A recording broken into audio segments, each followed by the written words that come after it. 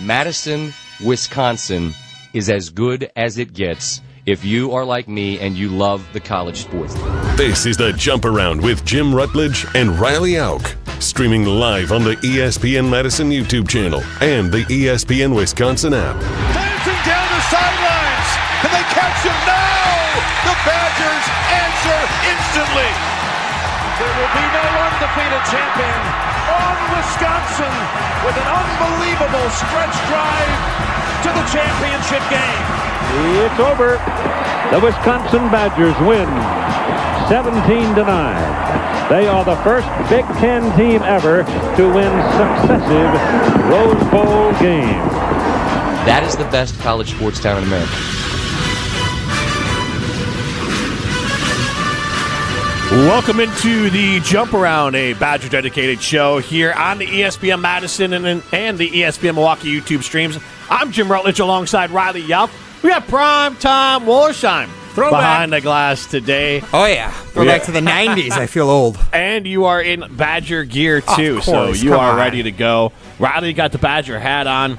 And somewhere in my big blue truck from Cinnamon Chevy in Mount Horeb is my Badger pin. It must have fallen off in the truck. Oh, you typically wear like a Bucky Badger pin on for this the suit specific coat? suit coat. Okay. But it's nice because it's a magnetic one. Oh. But also, so it doesn't put a hole in your jacket, even though yep. these come with a little spot for them. But at the same time, not as sturdy. Okay. So I think they got bumped with the seatbelt, and it's probably somewhere at the bottom. Because I was driving, and I heard like a thump, thump, thump, and I'm like, what was that? And then you look, and then and like your over Bucky time, I pin's kind of gone. just ran through the mental checklist, and I'm like, it's the Bucky pin. Yep. And I forgot to put it on. That's why the suit coat's got that's why they got the slot. Exactly, So you can put exactly. the actual So- pin and it doesn't fall out. Yeah, sometimes you don't need to mess with perfection here. Real. Speaking of perfection, let's talk about not Badger football. Yeah. Let's talk about Indiana football. Now, it is ranking season right now, Riley. It is the time of year where everyone's going to kind of just talk about where teams fit in. And we have two different power rankings we're going to work through together. And newsflash, the Badgers are at the bottom for both of these, but one from ESPN ranks their offseason, and then one from Fox College Football is post-Big Ten, post-spring Big Ten power rankings. So this is more on the actual team as is, and we're going to see how those match up. And there's no surprise, and we're not going to spend a lot of time on the other teams unless one of them really upsets me that they're up there. Indiana's kind of one of them because, again, I don't think it's impossible for Wisconsin to be in the shadow of Indiana. Right now, they're not in the same, like, essentially conference as Indiana. But as far as smart recruiting, smart spending of money, matching the skills of your recruits to your football players, Indiana's done it literally so perfectly, Yes, though. yeah. Like, if we're upset that we're not in the shadow of Indiana, imagine how upset Ohio State, Yes. Oregon, Michigan, etc., how those are. Exactly. But how for Wisconsin, Indiana has become aspirational is a little beyond me. But a little yes, sad. I guess if you want to look at it like that, there are other teams there. Speaking of, the Oregon Ducks are number 2 on this list. I believe they're number 2 in the Fox, or number 3 in the Fox power rankings. Yeah, I thought we were going. I guess it does make more sense given that the Badgers are so low to go from best to worst. We'll save the worst for last. So actually, on the Fox Sports Power Rankings, Ohio State is number 2. okay, so ESPN said the Oregon Ducks had the number 2 offseason. Doesn't mean number 2 team. Number 3 offseason was USC Trojans. Where do they fall in the power rankings? Interesting. USC is down at number 5. Okay. All right. Still within the ballpark. Yep. Again, for power rankings, is what I'm giving is the power rankings for their offseason. And I'm not going to list any players because I'm not going to pretend I know them. Ohio State's interesting at 4, but it's also because they lost an ungodly amount of people to the pros. NFL talent. Yes. But it's Ohio State. I feel like you have to assume that they're going to reload and replenish. I'm never going to assume that Ohio State doesn't have NFL talent until it becomes blatantly obvious. All right, and where was Ohio State on this Number list? 2. Number 2. Penn State number 5 on this list as far as off-seasons. Penn State's all the way down at number 7 in Fox Sports. Okay. They added a couple quarterbacks I do see, so... yeah, I mean, it's just the Iowa State Nittany Lions yes, this year. that's a very good Penn point. State That's a very good Cyclones point. with Matt Campbell. And maybe that's why they're slipping a little bit, but honestly, I think Matt Campbell might be a better coach. Oh, that's an interesting take. Yeah, James Franklin? I didn't hate what James Franklin, but I think Campbell could be a sneaky, excellent coach. I think he's a very good coach, but what big games has Matt Campbell won? I mean, James Franklin's whole thing, he'd win everything up until the biggest ones. Yep. Has Matt Campbell won anything of significance? That's where you got to account for the Iowa State recruiting and money. Like, that's the leap of faith you're taking of, like, what is he expected to win when he's at a school that spends less. Michigan is number 6 on this list as far as off seasons. Michigan number 4 on the overall power rankings, which is interesting given that, again, it's another Big 12 coach coming to the Big 10, Kyle Whittingham. Yeah. Done a lot of great things at Utah, but I feel like it could be one of those Kalen DeBoer type situations where you're taking a big step up in expectations and demands from the fan base, and we'll see if it's too much. Also, like, might want to factor in their offseason was pretty terrible, honestly. Awful. Like almost the worst way possible to lose a coach. And then they were turned down by other coaches because it's such a mess there. So, honestly, I wouldn't be surprised if Michigan has a rough go here because there's a lot. But maybe Whittingham is one of those guys that's kind of steady Eddie, he can flatten out the stabilize program. everything, and then Interesting note here, Coy Detmer is their quarterbacks coach. He is the brother of Ty Detmer, former Packers QB. Oh. Ty Detmer, I believe, won a Heisman at BYU. Coy Detmer was the quarterback. I'm pretty sure they came here as the quarterback for Colorado with Westbrook and beat the Badgers. I was at that game. It would have been at Camp Randall in the probably was that the 95? Was that the 95 game where Wisconsin wore the cool alternate uniforms and then they got pasted and they burned them all at the stake? Yep. I was at that one. And then, fun. Yes, the Iowa Hawkeyes are 7th in the offseason. Where are they in the Fox Power They rankings? are number 9 in the offseason power rankings. They're all within that little window there. Yeah, what about 2 or 3? Nebraska 8? Whoa, Nebraska is all the way down at 12. Okay, so they must have had a good offseason. Again, we're doing offseason. ESPN is giving the offseason rankings. You're giving Fox Sports preseason ratings. Yeah. I'm not sold on Nebraska. I'm never sold on Nebraska, but we haven't seen that typical Matt Rule, like, massive jump that he's used to seeing at his other collegiate stops. So if it doesn't happen, I thought it was last year. If it didn't happen last year, it's not going to happen. I really am not sold on heading into this year without Raiola. I agree. Minnesota number 9 on this list. Yeah, they're number 10 on this list. That's absurd. Okay, all right. Illinois 10.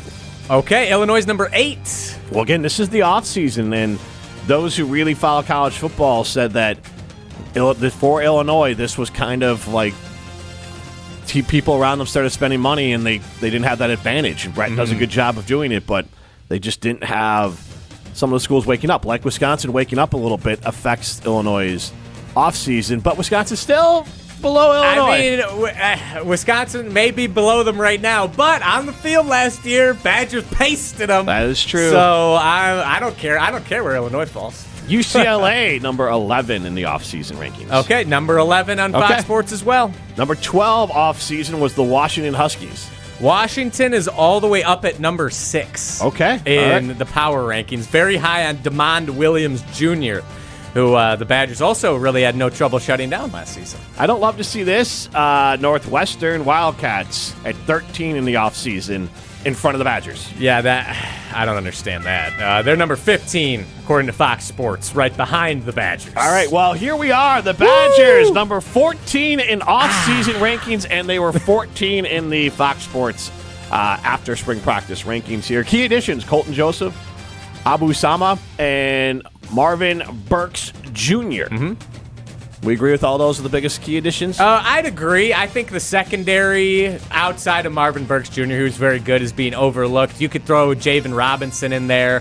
Austin Kawecki at center. Badgers' offensive line was it Oklahoma State kid? Yep. Okay. Yep. I understand he's coming from one of the worst Power 4 teams but in still history. a Power 4 program. But yes. still, that stabilizes the center position, and that is going to be extremely, extremely important for the Badgers this year. But I get there going with skill guys.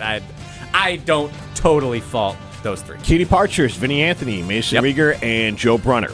Yes, I think that is very accurate. Top incoming recruits, Jack Severs, Keyshawn Tabito, and Brady, I don't know, Beckenhouse. Beckenhouse. Yeah. Right. Brady Beckenhouse. If you're going to look for a weakness this year for the Badgers offseason and where they're at right now, it was their class of 2026. They had a very weak recruiting class this season. I think it ranked 65th in the country.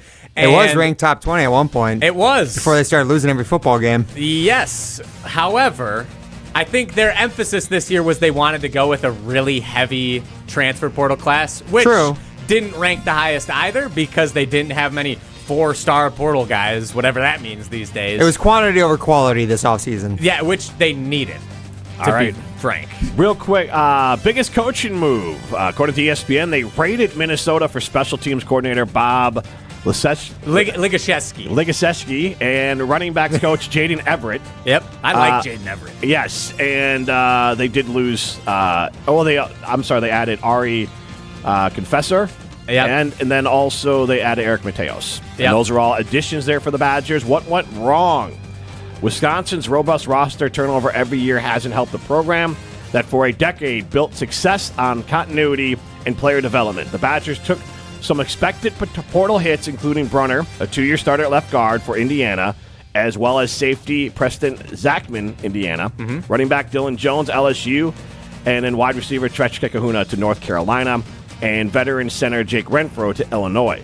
Wisconsin took more than 30 transfers, but its high school recruiting class ranked 65th as the team lost 4-star commit Amari Latimer. Yeah, right at the end. Yep, although Fickell retained his offensive defensive coordinators, the continued staff turnover and it could contribute to uneven results on the field this year. The abrupt departure of athletic director Chris McIntosh, who boldly hired Fickell in 2022, amplifies the significance of the season. Marcus Sedbury, who served as Wisconsin's GM, has taken over as interim GM. Anything off of that? Yeah, I think I totally understand where all the pundits are coming from. Looking from an outside perspective, Wisconsin looks like a hot mess right now. But having talked to these coaches, having talked to the players that have now worked under these specifically the incoming coaches, and fun fact, it's so Adi Confessor. It's like John Adius. Okay. That R is pronounced like a D. It's the same thing. Gotcha. I don't know why that is, but Adi Confessor.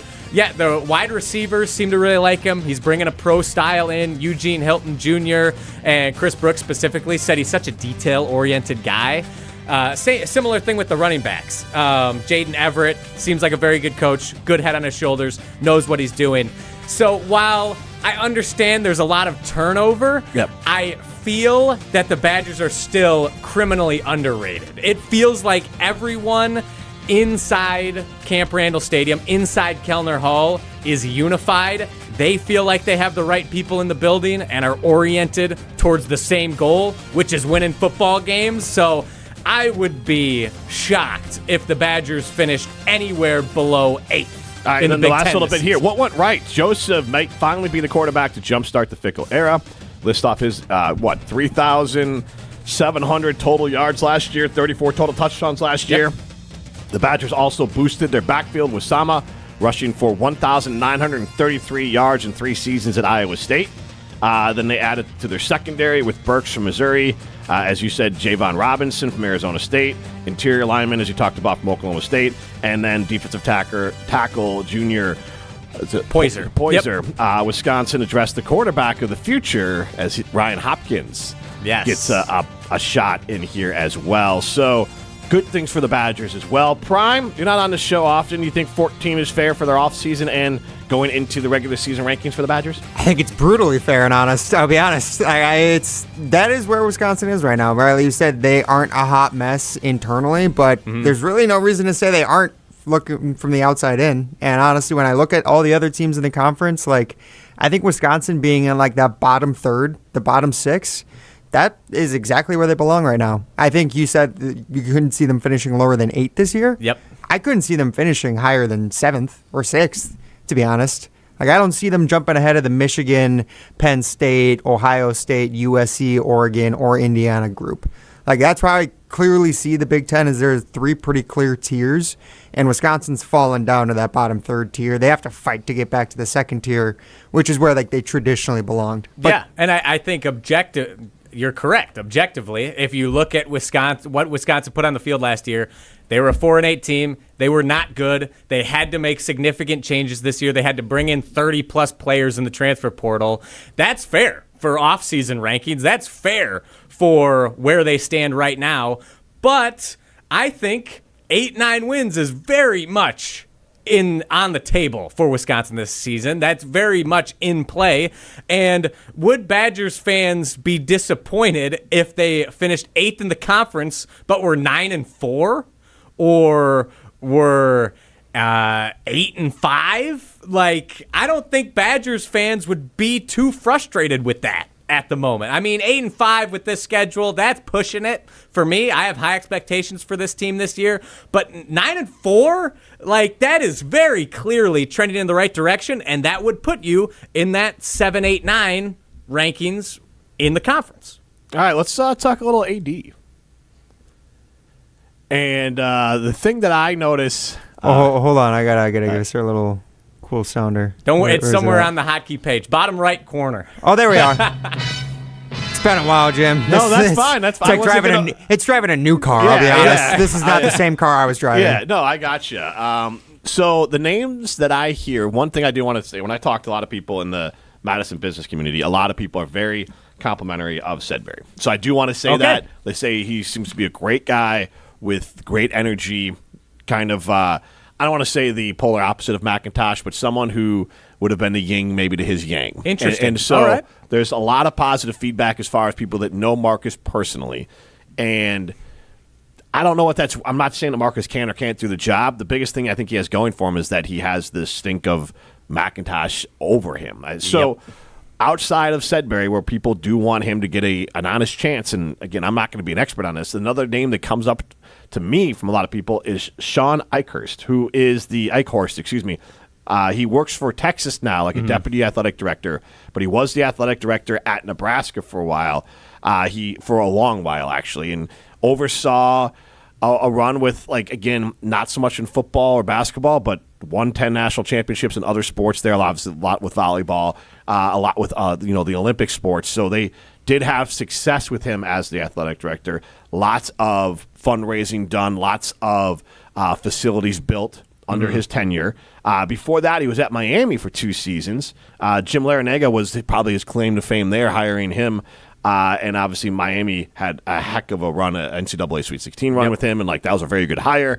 And then before that, he was the chief operating officer and oversaw the Wisconsin Athletics Department daily operations, as well as men's basketball program under the director of athletics, Hall of Fame football coach, and former Husker, because I'm reading this on the Nebraska site, Barry Alvarez. And then before that, he served with Lou Holtz and Steve Spurrier in South Carolina. So he's been around a lot of the smartest people you can imagine in football. He is from Lone Rock, Wisconsin. He's been in athletics for a long time. He's had to make the decisions on hiring football and basketball coaches, and he is someone that at least knows enough about the Wisconsin culture, good or bad. And I want to start with this, whether it's Shawn Eichorst or someone else. Do you think the AD has to have some sort of tie to the state, whether it's the university or the actual state of Wisconsin? No, personally, I don't think they need a tie to Wisconsin. I think, like you said, they need to understand how Wisconsin operates. They need to know what works in the state of Wisconsin, and if they don't have a connection to Wisconsin, they have to get to know the state. They have to be willing to do the maybe not as fun jobs of getting out in the state and meeting people and getting people rallied behind you. And if you focus more on the richer donors, that's still important. So I just worry with Shawn Eichorst specifically. Is it too much status quo? I mean, his big hire at Nebraska was Mike Riley, which that didn't really go so well for Nebraska. It's kind of Luke Fickell-esque. Exactly. Except even more so, up to this point, very Luke Fickell-esque. I agree. So that was his, big swing at Nebraska, and I'm assuming that's what led to his downfall. And so what's to say he comes in? Women's hockey is still a dynasty. Men's hockey continues their success. Women's volleyball is going to be great.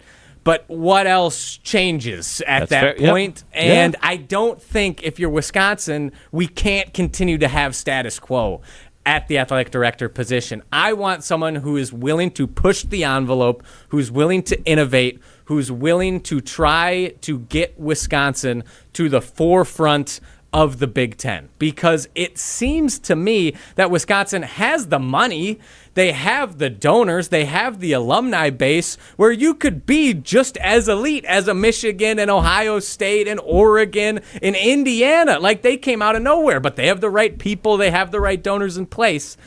So I am just a little apprehensive at someone. I get he's worked with a lot of great people. He's having success at Texas right now. Yep. Texas is doing just fine. It just feels a little too samey for me. That's fair. And I'm not saying he needs to be the guy. It's just a name that I've heard, because you do have to walk this line of keeping...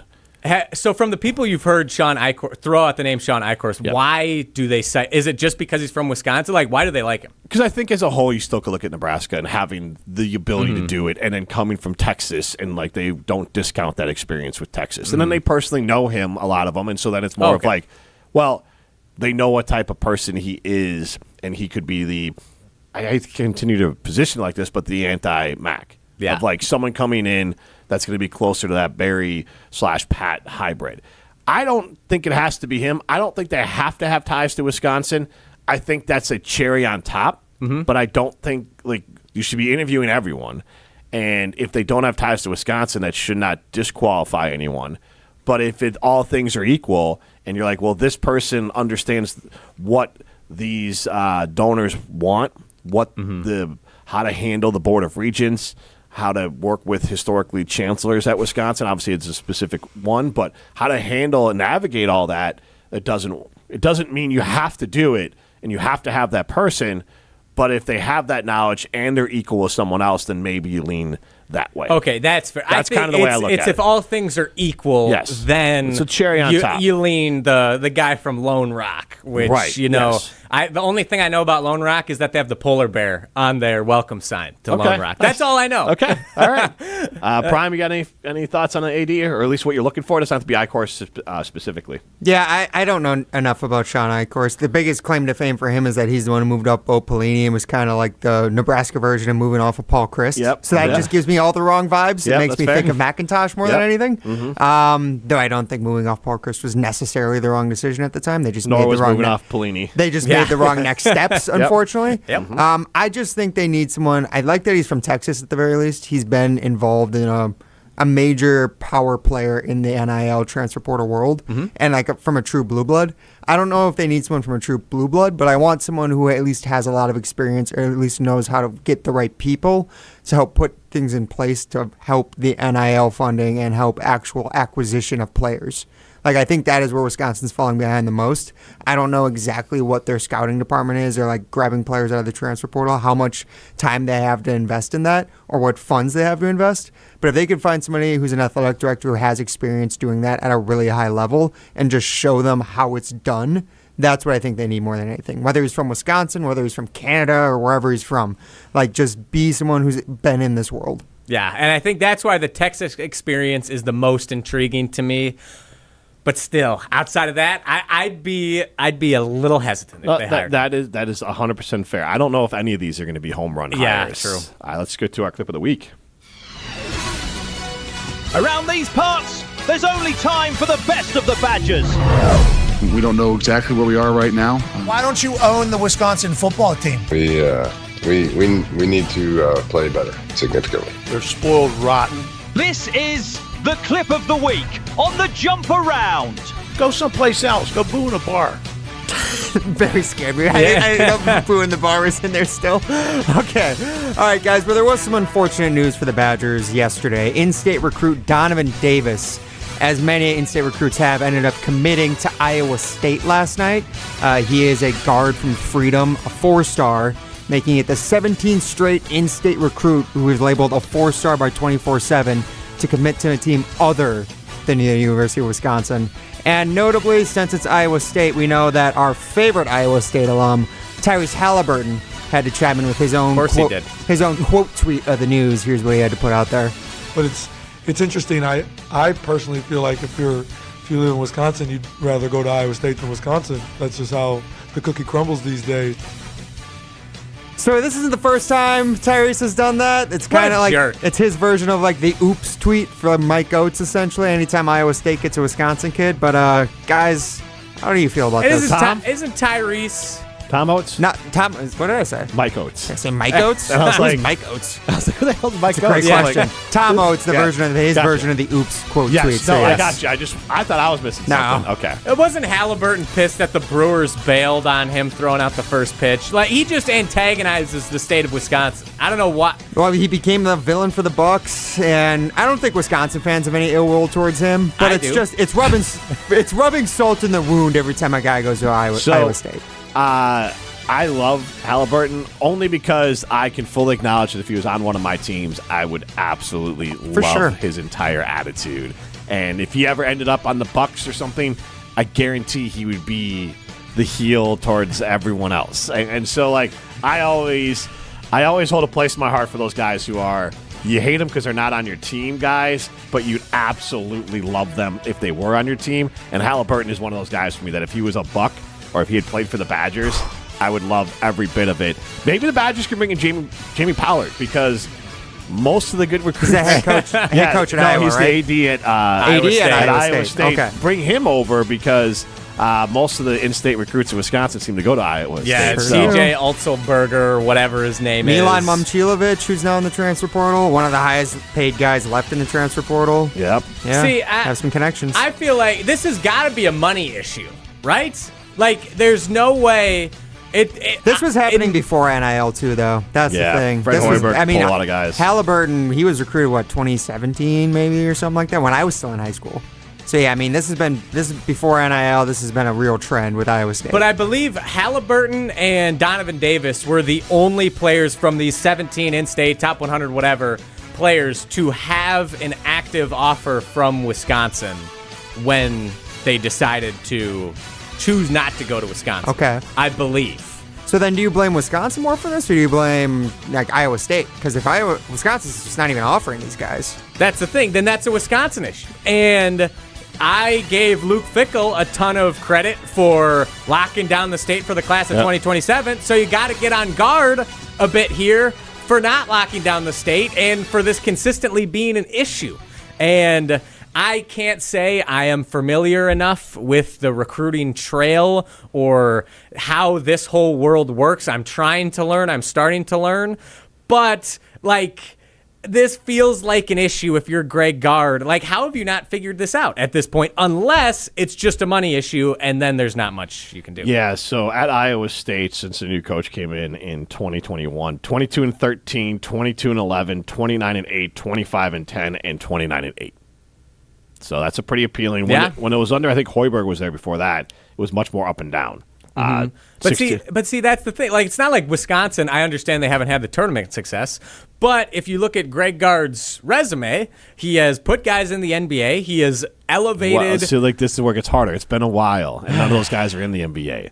Iowa State can point to Tyrese Halliburton. Who else outside of Tyrese Halliburton? I'm not familiar with Iowa State basketball really much, I don't other than know them beating Wisconsin. The guys they're currently in the NBA, but they were kind of an NBA mini factory with Hoiberg because he was kind of he would pick up people who had like dings on them. Yeah, they also had Tyrese Hunter was a really good guard from Racine, who I believe went to Iowa State, ended up going to Texas after that. There's especially like the southeastern Wisconsin, like the greater Milwaukee area, the 414. They've been kind of pillaging that area, unfortunately. Them and Marquette, obviously, but Marquette, who cares? And Marquette. See, that's the thing. If you're Marquette, that's even more of an indictment on you because they're literally in your backyard. Not saying that to excuse Greg Gard. Greg Gard has got to find a way to better recruit the state of Wisconsin.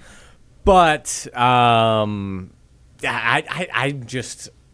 understand it. I understand these Iowa State guys have Wisconsin ties, Wisconsin connections. I'm sure they can relate. They've had success.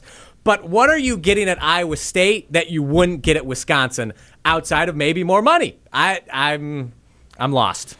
Yeah, I get what you're saying. I think a lot of it has to do with maybe the style of play. I'm not saying Wisconsin doesn't do the right thing. I'm just saying that they are turning out Iowa State. It's not like they're an NBA factory, but there's been guys even back like Marcus Fizer and was it Royce White or another guy who played in the league for a while, like a lottery pick. So they had some guys. Royce O'Neal? No, it's the guy got run out of the league because he had a lot of mental issues. Oh, okay. Played for the last of the Timberwolves, but he was picked high. I'll get you the name as we enter the Twitter portal. It's time for the Badgers Twitter portal. All right, guys, I'm going to keep it short for the Twitter portal today since we're running a little bit long. But one of the big pieces of news from yesterday, the American Football Coaches Association has officially, or not officially, but they're expected to finally come out and support a 2014 playoff, including the elimination of league title games. That being the most discussed 2014 playoff model would include at-large bids for the top 16 teams in the college football rankings, automatic berths for the group of 6, and first-round campus games for seeds 9 through 24. Now, guys, I don't know about you. This feels like a last-ditch attempt to try and keep the Big Ten and the SEC from splitting away from the college football playoff, right? Yeah. Like, just get as many of the teams in as possible. Yeah, like a last appeal, like pretty much appeasement strategy exactly. to the powers that be. Yeah, all I know is that it looks like college football is going down the crapper. Like the way we have grown up with college football and grown to love it, like that is just gone forever, and it's never going to get better. It's just going to end up being a mini NFL where they license out the brand of the school. And so I would ask you this, Riley. What would you rather have? This 2014 playoff in the current setting of college football, or just the Super League with like all the teams from the Big Ten and the SEC doing their own thing? I would honestly, if those are my only two options. Those might be the only two options. Probably are. I would still rather have the 2014 playoff because then there's at least the guys that it's fair. You still have maybe a group of 6 teams in there. Then if you're the Badgers, you just got to be in the top 25, and you're in. I go the other way because I think if they break off to their own league, you then can create structure with salary caps and collective bargaining for the players would actually happen. Those sorts of things. So it makes more sense financially. Right, but the other one's going to be more pure college. It'll be better because it's actually fair for everyone. Yes. Before we get to the next one, Royce White. It was actually a star in the state of Minnesota. Okay. And then played for Minnesota 2009, 2010. Got arrested like 4 times in Minnesota. So then he went to Iowa State, played there for a year.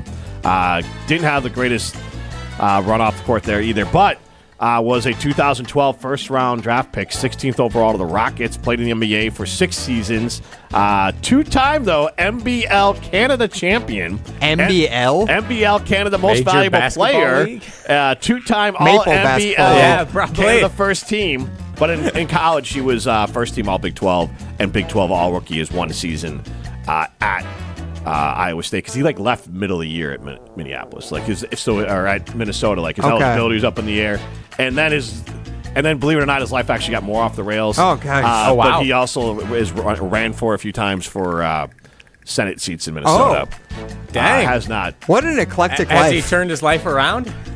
I don't.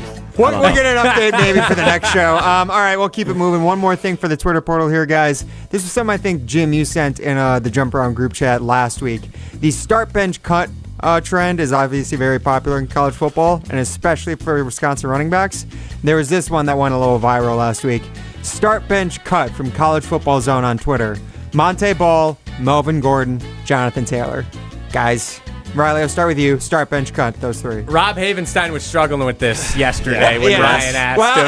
I switched it that slightly. interview is coming up in a little bit here. Yes. I switched it slightly. I gave him James White instead of Jonathan Taylor because he played with all 3 of those guys. Okay, I like that. Okay, give me JT starting Jonathan Taylor, benching Melvin Gordon, cutting Monte Ball, unfortunately. Jim? I'll go with the same because really, when we had, I would love to start Melvin, but I can start JT. If we want to mix it up, I can start Melvin. I feel like it's those 2. Yes. You could pick either one. Yes.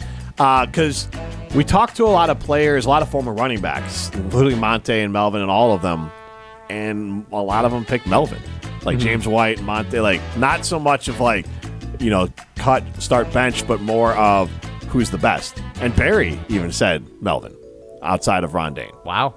I mean, he should have won the Heisman. If Mariota doesn't have an insane off-the-wall year, Melvin Gordon runs away. I will say, with the Heisman. if Jonathan Taylor played in a different era of college football, I think I could see him winning some Heismans too.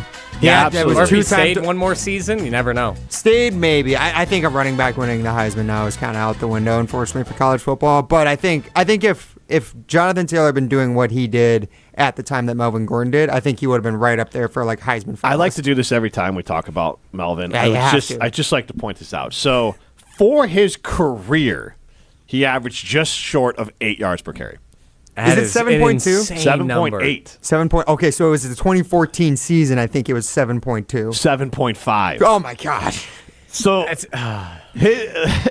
2022 is a freshman, 621 yards on 62 carries. You can do the math on that one. Just yards per carry. Awesome. But his last year at Wisconsin, 343 carries. So workhorse. All right. Also had 19 catches for 153 yards and 3 touchdowns.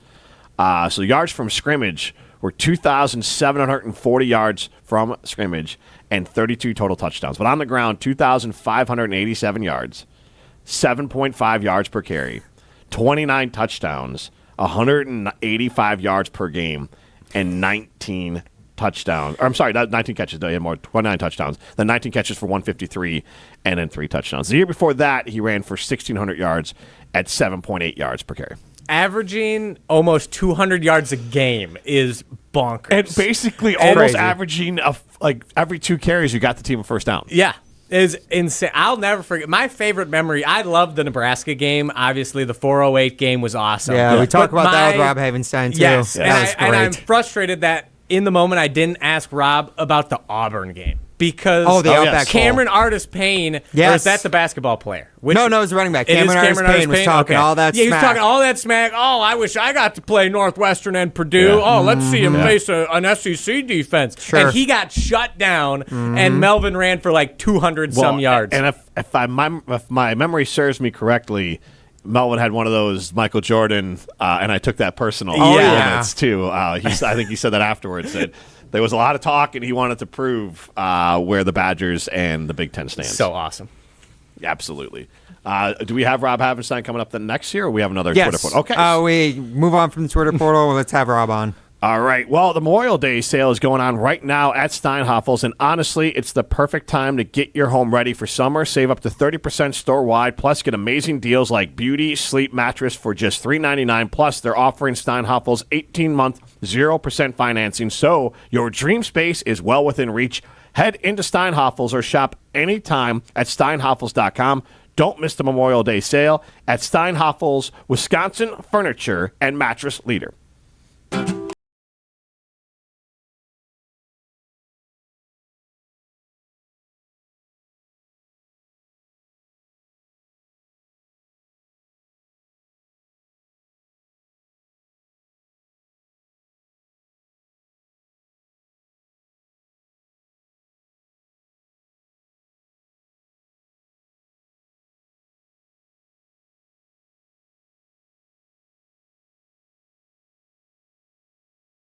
Are thrilled to be joined by former Badgers and Rams offensive lineman Rob Havenstein, and that is how you pronounce your last name, correct? Havenstein, not Havenstein?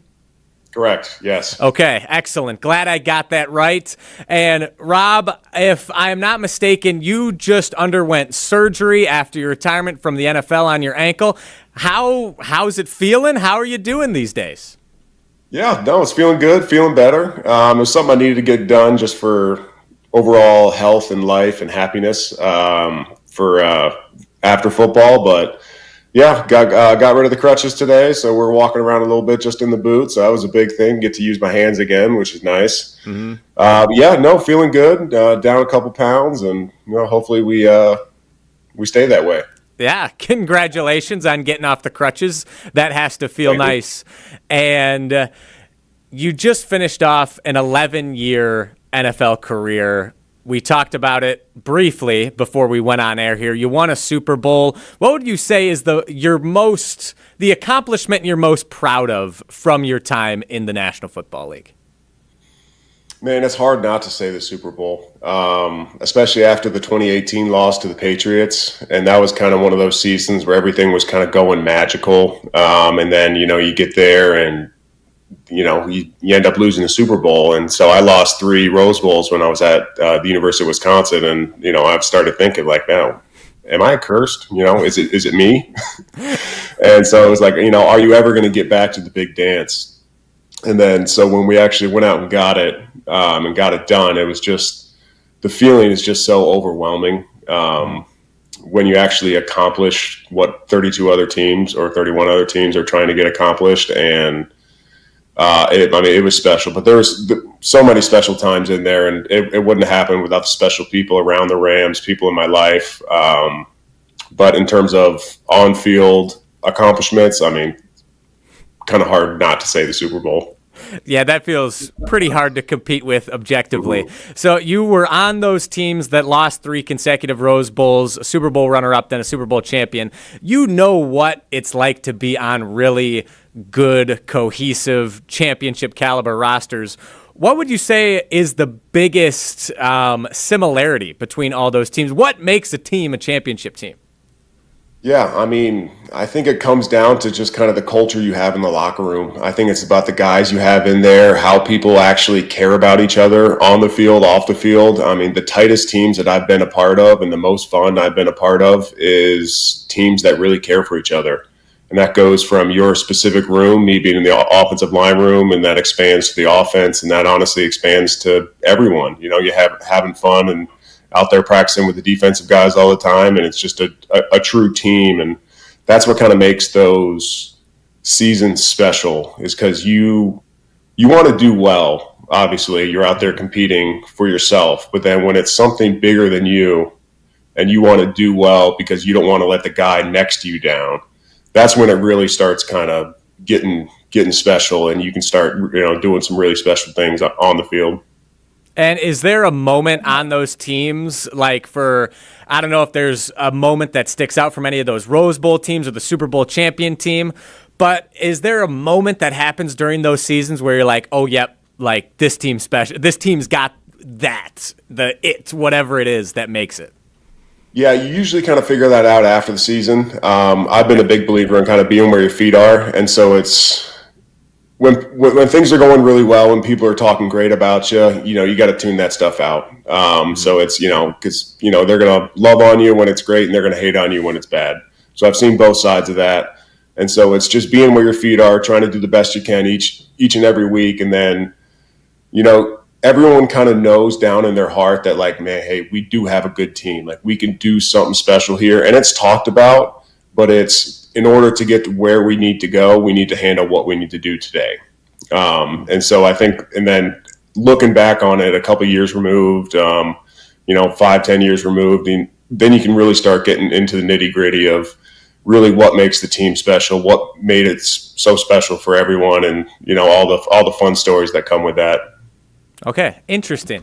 And going back to the camaraderie and the playing for each other, we actually talked to Nazir Forkurine, who was just picked up by the Rams, funny enough, as an undrafted free agent, former Wisconsin safety.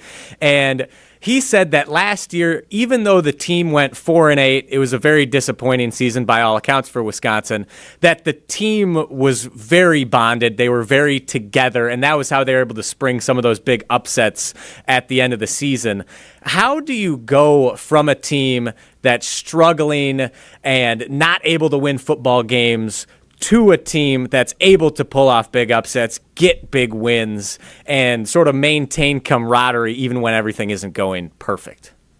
Yeah, honestly, that's great to hear. Because if you can have a tight team in those tough times, it's just going to set you up for success later if you still have the right guys in the building.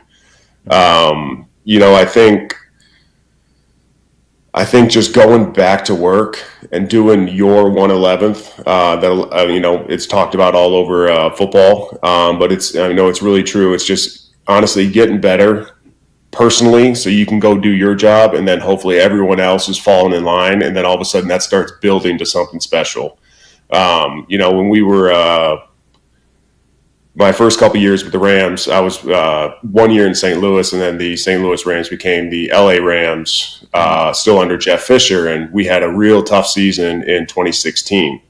And so then, Sean McVay comes in, and so a lot of the same guys were still kind of there, and it was building new relationships from that. But then once you kind of had that and everything started going a little bit better and everything, like there was an uptick of urgency, it was kind of hard not to get better. Obviously, we brought some different pieces in that that went well, but it was everyone improving individually, and then that just kind of stacks and stacks and stacks day after day, and then all of a sudden, you're winning games. We won the division that year, which to me felt like the Super Bowl because we weren't even a real thought of even trying to do that or even going to the playoffs.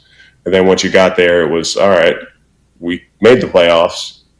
Now let's go win more. It's like that wasn't the goal. The goal was to win in the playoffs. Okay, so it sounds like you hear the cliche all the time, winning is contagious, but it sounds like there's a lot of truth. There's a lot of truth to that.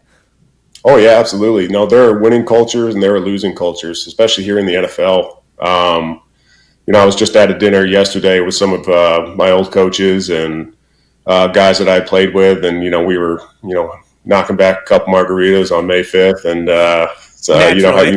right, naturally, just sharing stories, and he was kind of going and saying that's like 2/3 of the NFL really doesn't have a chance to be good because they can't kind of get out of their own way, and I think that just comes back to the teams that have consistently won will continue to do that because they're set up the right way. They may have a down year, like maybe just something doesn't work out, but they're not the ones stopping themselves. You know what I mean? Mm-hmm. Yeah. So I guess bringing that back to the Badgers and last year's team, difficult season, but they got a couple of big wins at the end of the year. So it seems to me as an outside observer, diehard fan, I went to spring practices, that it feels like last year those wins are something you can build upon and create a winning culture. But how do you take the momentum you got from those couple of wins, and then, they still lost the axe to end the season. How do you take those positives and work it into and build off it into a successful next season when the results still just haven't been there the past few seasons? Sure. Honestly, that's a pretty tough question, especially for me, because my college experience was so different than the landscape of college football right now. Yeah. Back in the day, it's, you still had your class and, there maybe you get a new guy or two or somebody leaves or somebody has to medically retire or something like that. And that's kind of really the only way you got new guys in the building. Mm-hmm. I feel like the way, college is nowadays, it's probably a lot more challenging to take what a team did last year just because the team changes so much. But the guys who are still there, they still remember that feeling, and that's when you really rely on your leaders. And normally your leaders of the team, I don't think it's going to change anytime soon. Is guys who have been there, guys who really believe in the system, believe in Wisconsin. They're the guys that can put someone under their arms and bring them with them, and then go ahead and start building off that. So I think you're going to rely on your leaders a lot. Okay. And I know you've been obviously a little busy over the past 11 seasons playing in the National Football League and winning Super Bowls and whatnot. But how much have you been able to watch Wisconsin since you made it to the NFL, and especially in the Luke Fickell era the past 4 seasons? Yeah, I try to watch as many games as I can. It just kind of stinks that half my games are away games, so we were always traveling, so it's you're watching up until the plane leaves, and whether or not the plane has Wi-Fi is a crapshoot in that. But I try to watch as much as I can. There's fun little rivalries going on, and especially with the Big Ten expanding, decent amount of USC guys around, a couple of UCLA guys, so you might have a little friendly wager on a couple games, and there's Iowa guys floating all over the place, so you get to have a little bit of that going on, and so I watch as much as I can. It's hard to keep up with while also doing my job for the last 11 seasons. Yeah, I can imagine. I guess to sidetrack there slightly, what's been the best side wager you have made with a USC player, a former Iowa player? Like, is that something you did pretty frequently? And if so, is there any one of those side bets that stick out to you? Yeah, there was nothing too crazy. It was probably just wearing the T-shirts around, to be honest with you, because we had a guy, Austin Blythe, played for Iowa, and so to have him in Badger red, and I made sure I got the reddish shirt I had. Plus, I made sure it was like a I mean, like a real 3X, and he's not a 3X, and so it's just draped over him and just a big W on the front. So that was probably more of the fun stuff, but it was all pretty harmless and just put a little bit of fun on it. Yeah, it sounds like a good time, especially when the Badgers are on the right side of the victory. Now, I guess sticking with this year's team and the new offensive line coach, Eric Mateos. He spoke with us a couple of weeks ago, and him and lots of the linemen this year, they've really emphasized that they want to reestablish the Wisconsin offensive line culture, and they want to earn it. Like, they know that they aren't just an elite offensive line unit because they have a motion W on their helmet, because you played for the Badgers, because Joe Thomas, Mark Tauscher played for the Badgers. They want to earn it. What does Wisconsin offensive line culture mean to you?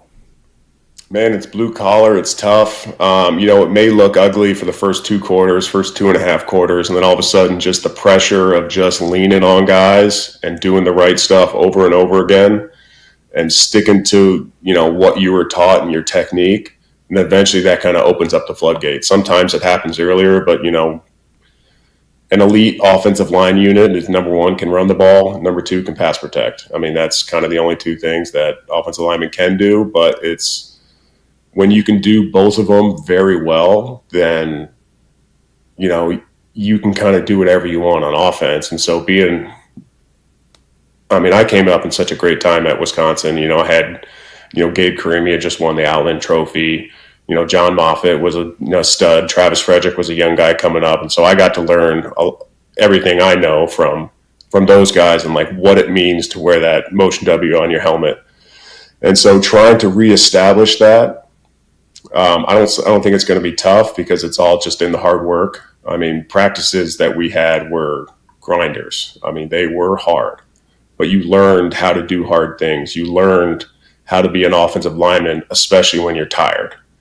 I mean, but by the time we hit team in practice, it was like, oh, thank God practice is done because we're done with individual because we're hitting sleds and getting under the chutes and doing power fits and all sorts of stuff where it's like it's ingrained into your head to do the right footwork because you basically did it unconscious for the last 2.5 hours. And, maybe you can breathe, maybe you can't. You're still expected to take correct footwork. And so that's the type of football I grew up in. And so it's refreshing to hear that they want to go earn that. Because like you said, it's, just because you have the motion W on your helmet doesn't make you an elite offensive line unit. It's all about the work that's put in and the sweat equity that you build through spring ball, through training camp, and then into the season. Yeah, and another thing that Coach Mateos has really been harking on is the thing he looks for in an offensive lineman is a passion for physicality. He believes that's one of the most important traits of an O-lineman. Do you agree with that? I see you're shaking or nodding your head. Yes, do you agree with that? And how do you define the passion for physicality? Yeah, no, it's a great quote. Obviously our job is to put hands on people and to move people or stop someone from getting to where they want to go. So physicality is in the nature of offensive line. Now it's got to be in you somewhere. It might take a coach to bring it out of you. Or, you might just get sick of getting your butt kicked. And you're like, all right, screw it. I'm going to turn this thing up a little bit.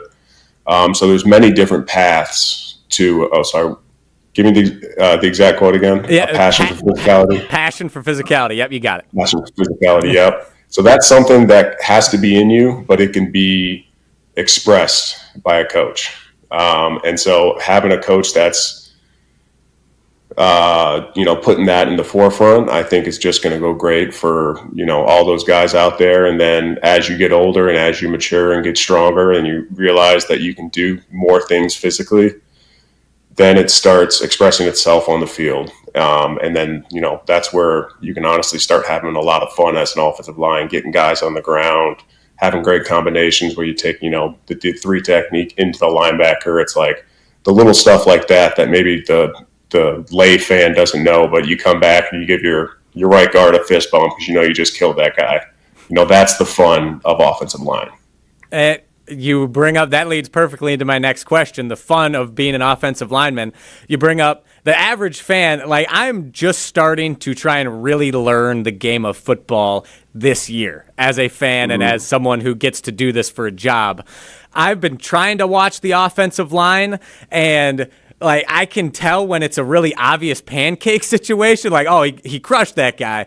But what's something about playing offensive line that an average fan, such as myself or those just watching on TV, wouldn't know? Like, what's it like playing the position?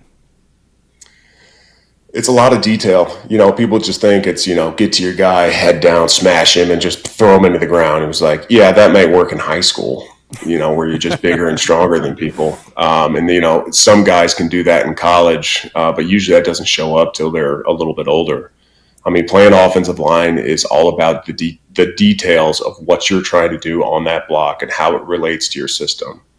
And on every play, you have an aiming point for your hands, you have an aiming point for your head, and you need to hit those almost 100% of the time. Obviously, things happen, guys are able to move, they have a say in it too. But the start of how you do everything will determine whether you're going to be successful in the block most times. And so it's the footwork guys take. It's where their hands go. Are they scared to have the right hand placement in pass protection because it might get knocked down, and so they go both hands outside? It's like everything is so minuscule playing offensive line, and then you have to do all that just to try and have a good start to the play, and then you have to have the passion for physicality to then go ahead and move that guy with correct technique, correct details of your aiming points, everything like that. So there's a lot more that goes into playing offensive line than what some people think about. And it's got to be the only position that you are playing with your back to the ball 100% of the time. So you don't know where the rest of the play is going. You have an idea where it should go, but then it's up to you to make sure it goes where it's supposed to go. And then in pass protection, you have an idea of where that guy's standing, but you don't really know where he is. And so you need to be as perfect as possible on 60 to 70 plus snaps a game, so nobody even knows you were out there playing. Man. And that's the joy of doing it, because the guys who know, the guys in your room, the guys on your team, when you go out and an offensive line has a good game, there's a lot of respect for that, for the guys who know, because they see the work, they see the details, they see the consistency for, like I said, 60, 70 plus snaps, and then, someone else is getting MVP. You know what I mean? Yeah. Fascinating stuff. I mean, we did get to see in the Rose Bowl an Indiana offensive lineman. That was cool. That had to be fun to see. That was very cool. We are joined by Rob Havenstein, former Badgers and Rams offensive lineman. Really appreciate the time. Our producer, Ryan Wollersheim, behind the glass, he's got a couple questions for you as well. Hey, nice to talk to you, Rob. I got to say, producer doesn't usually ask questions, but I am a little starstruck today, personally. One of my first memories as a sports fan was watching the Wisconsin Badgers and watching those Rose Bowl teams 2011 through 2014. Those were like core vivid memories for me. And one of the ones that I remember specifically standing out was every time I watched a game, they would always show the graphic, Wisconsin's offensive line versus the Packers offensive line, like the size disparity. Like, I'm pretty sure every Badgers O-line was like 330 plus. The Packers were kind of a lighter unit, like 310. Was that like the only time in your career as a football player where you had to actually like push out the outside noise, like as an offensive line, like the amount of admiration you guys were getting? No, because like I said, when it's good and you're getting your flowers, you don't want to hear it anyways. When it's bad and you're getting hated on, you don't want to hear it anyways. So it's a skill that you had to learn. The guys who, want to take in the praise, they have a hard time dealing with the negativity. And so my suggestion would be, man, does it really matter for what you're trying to do, what somebody else is saying about you? Whether it's good or bad, it's obviously better to have more good than bad. But, learn to block it out. Like I was saying earlier, like the guys in the building know. And so if there's flowers to be given, it's because you've been doing a great job. whether you succeeded on that play or not, but like it's your process that, the regular people can't see. So it's learning to block out the good just as well as learning to block out the bad. Okay. Well, then the one other question I had for you is that you were a full-time starter during the 2014 season when Melvin Gordon had his Heisman runner-up season. So I got to ask, because you were also on some of the other teams with Monte Ball and James White. So I have to ask you, from like your first-person opinion, start, bench, cut, Monte Ball, Melvin Gordon, James White. What are you doing? Oh man, you just had to make that tough, huh? I mean, they're the ones who made it tough, honestly. Start, bench, cut. Gosh, that's tough. Man, I don't know, because you talk about Monte's scope of work. The all-time touchdown leader.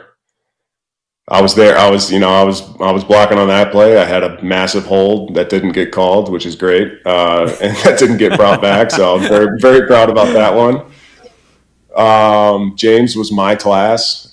He's been a stud. Two-time Super Bowl winner, I believe, or is it more than that? At least two, yeah. Should have been MVP At least that two, one yeah. season. Yeah, that's true too.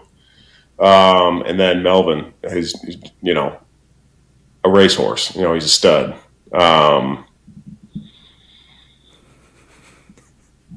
Man, that's tough. All right. There we go.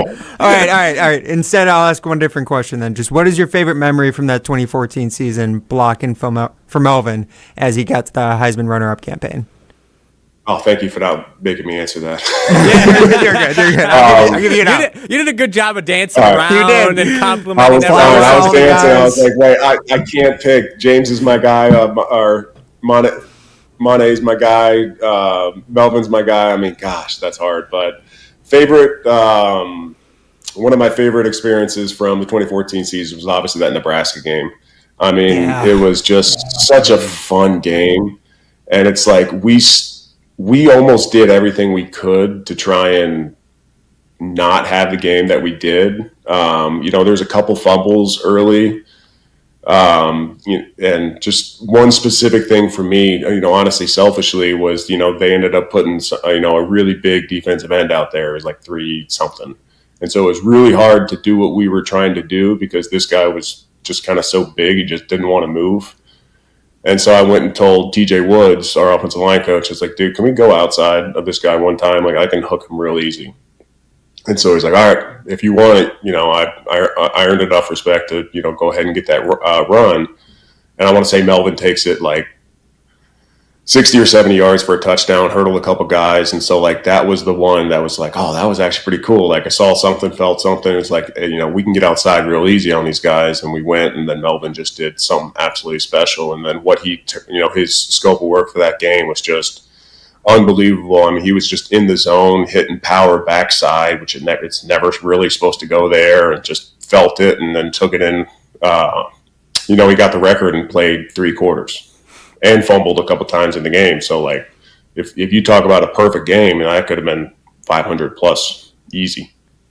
So that was a special thing. Plus, the snow started coming down. Oh, yeah. It was amazing. Oh, man, it was just like everything about Wisconsin kind of just came out and came to light right there. And it wasn't freezing cold, but it was, just a nice snow. And I never really played in a true snow game like that. We'd have some flurries and stuff and snow on the ground, but actually play during the snow was awesome. Yeah, and him setting the record at the end of the third quarter, right in the jump around, that had to be awesome. The kids in middle school were freaking out. I'll tell you, Rob. We were excited. We were excited watching this. Man, I was excited. You're gonna say they were excited. I was excited. And I will say, give credit where credit is due. And James White was a 3-time Super Bowl champion. I was able to figure that out. 3-time, yeah. Okay. I thought so. I was like, no, two's low. I'm pretty sure it was 3. I was gonna go 4, but because they beat us in 18, I couldn't do that. Yeah, that's fair. So he's the one who cut it in that case, right? That little revenge there. Yeah. There. Well, okay. We narrowed it down. Start and bench between Melvin Gordon and Monte Ball for Rob Havenstein. Really appreciate your time. Last one before you go, a fun one. I know in another interview you mentioned you're potentially going to be picking up pickleball here soon. Oh, yeah. Have you played Tausch in pickleball yet? That's kind of his sport. Have you talked with him about potentially squaring off in pickleball here soon? I didn't know. I was unfamiliar with his game on the pickleball court, okay. And mine's not there. Obviously, we're still on IR for the pickleball court right now. But I got my 7-year-old. She's getting real into it right now. So I got a partner to start kind of warming back up as this ankle starts getting a little better. And once I feel like my game might be on par with just. For even bringing up that Tausch has a pickleball game makes me think he's actually pretty dang good. So I gotta start going a little bit. Yeah, I can't confirm. I have not played against Mark Tauscher in pickleball, but he doesn't seem to be. I don't know what the right word is here. Like, he doesn't boast about things he's not good at. Like, he's willing to admit his shortcomings, and he's very confident in his pickleball game. So, okay, yeah, maybe confident offensive lineman usually means that he's pretty dang good at it. Yeah, so something to keep an eye on for sure. Rob Havenstein, really appreciate your time. Thank you so much for joining us today.